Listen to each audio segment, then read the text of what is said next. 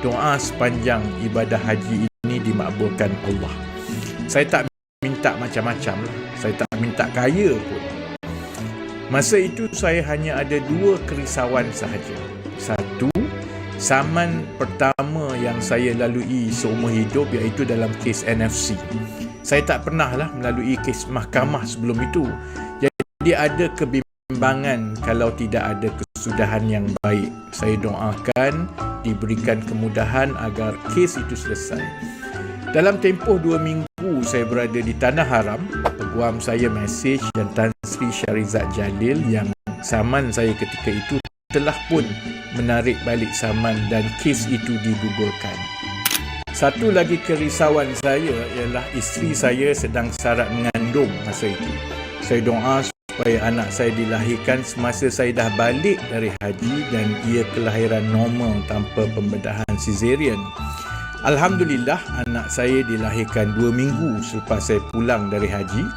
Isteri saya ingat in labor dari pagi sampai malam dan akhirnya doktor kata memang kena buat caesarean juga. Jadi kami pun pasrah lah. Isteri saya dah ke dalam operating theater bersedia untuk pembedahan dan pada ketika itulah anak saya lahir. Mungkin semuanya Allah telah tetapkan dan tidak ada kena-mengena pun dengan doa saya semasa saya menunaikan haji. Tapi kita sebagai manusia hanya mampu berdoa dan itulah 2 doa penting yang saya minta sepanjang saya menunaikan haji dahulu. Sebab itu, Hari Raya Aidiladha kepada saya ada konotasi yang berbeza. Ia mengingatkan saya bahawa Allah sentiasa mendengar selagi kita mengetuk pintunya. Kita rasa kecilnya kita dan kita melalui sendiri kebesaran dan belas ihsan Allah yang saya tak boleh gambarkan di sini.